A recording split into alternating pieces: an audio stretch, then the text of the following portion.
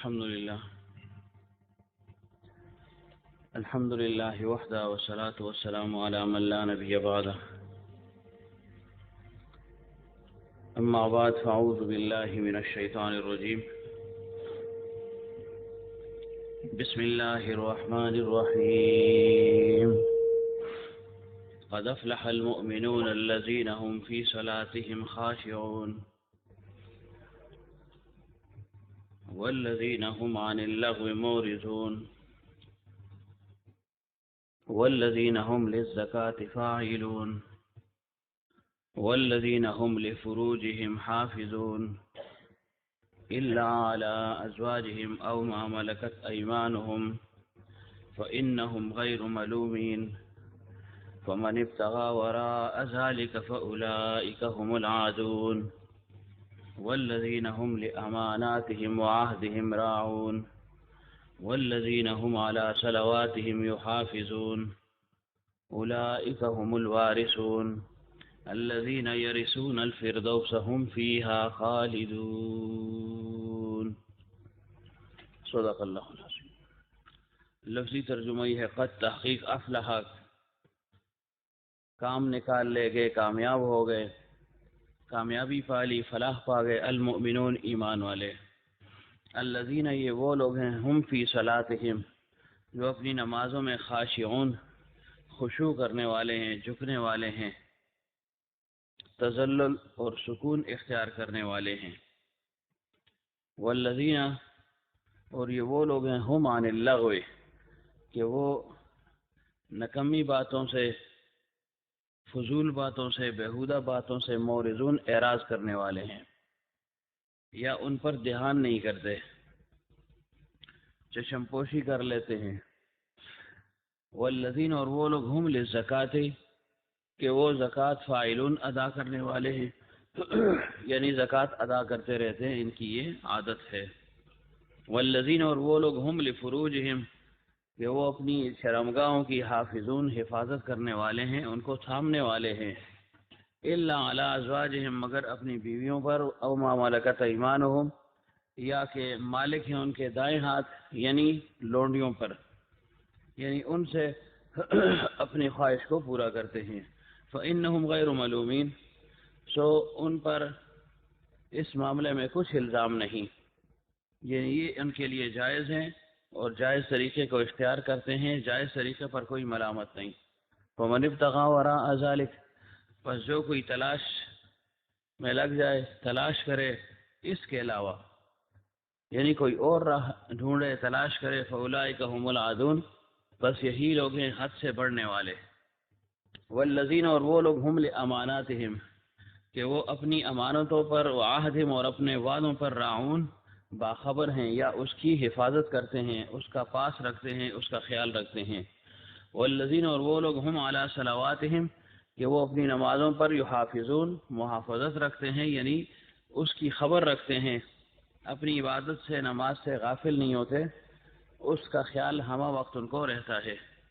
اولئک هم الوارثون یہی ہیں حقیقی وارث، میراث لینے والے. الذین یہ وہ لوگ ہیں، یرثون الفردوس کہ ان کو میراث میں ملے گا کیا؟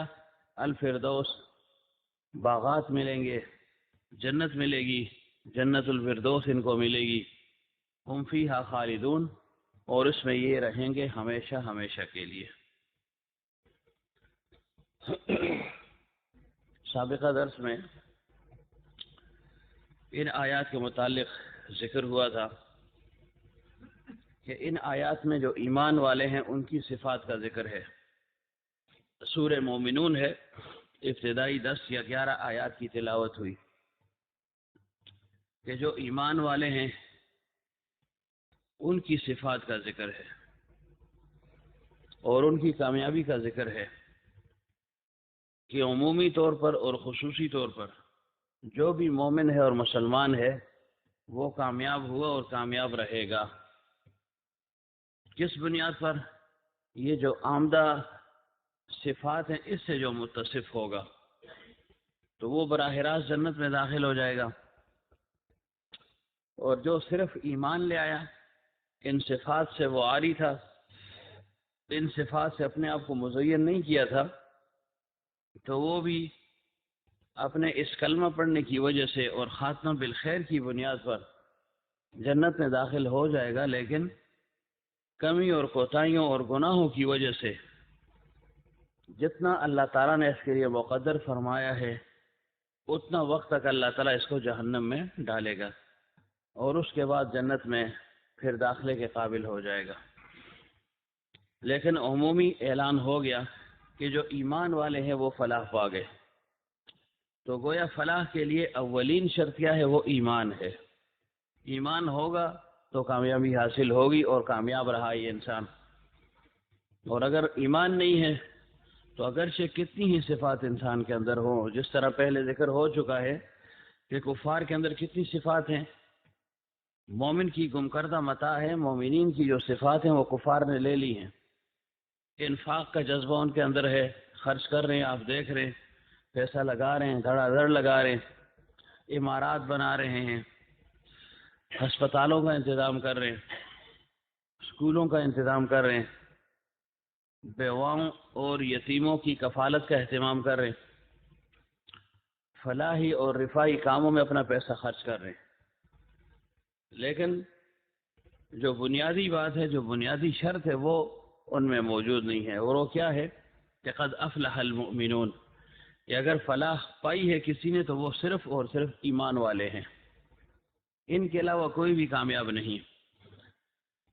گویا دنیا میں ان کو تو کامیابی مل جائے گی، یہ کامیابی اور یہ فلاح آخرت کے لحاظ سے ہے کہ ایمان والوں کو آخرت کے لحاظ سے کامیابی حاصل ہو گئی ہے، چاہے براہ راست اور جلدی حاصل ہوگی، چاہے بدیر اور مار پٹائی کے بعد حاصل ہو، لیکن بہرحال ایمان والوں کو فلاح اور کامیابی مل گئی۔ تو ایمان اولین شرط ہے۔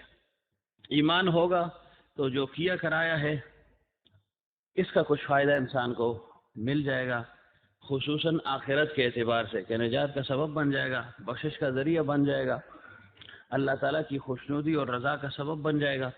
لیکن اگر ایمان نہیں ہے تو کچھ بھی کام نہیں آئے گا۔ کس لحاظ سے؟ آخرت کے لحاظ سے۔ چونکہ دنیا ہے، اس میں اللہ تعالیٰ نے سب کو یکساں مواقع عطا فرمائے، بلکہ کفار پر زیادہ نوازشیں اللہ تعالیٰ نے فرمائی ہیں۔ کس بنیاد پر؟ کہ وہ اللہ تعالیٰ کا دشمن ہے، اللہ تعالیٰ اس کو ہر نعمت نواز رہا ہے تاکہ یہ خوب سرکشی کرے اور اتمام میں حجت ہو جائے، کسی قسم کی کمی اور کوتاہی رہ نہ جائے۔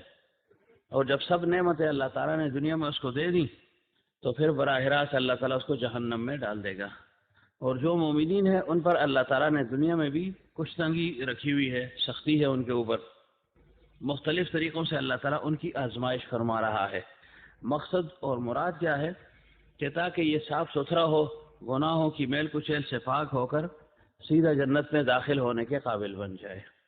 تو اس وجہ سے اگر دنیا میں انسان دیکھے کافر کو جو فاسق ہے، فاجر ہے، تو اس کو خوشحالی میں دیکھے، خوش دیکھے، وسعت اور فراخی میں دیکھے، تو اس پر اللہ تعالیٰ سے شاکی نہ ہو، شکوہ اور شکایت نہ کرے، یعنی اپنی تنگدستی کو اور اس کی فراخی کو سامنے رکھتے ہوئے اللہ تعالیٰ سے انسان گلہ اور شکوہ نہ کرے، بلکہ یہ ذہن میں رکھے کہ اللہ تعالیٰ کو میں محبوب ہوں، ایمان میں نے لایا ہے، اس وجہ سے اللہ تعالیٰ میری کچھ آزمائش بھی فرما رہا ہے۔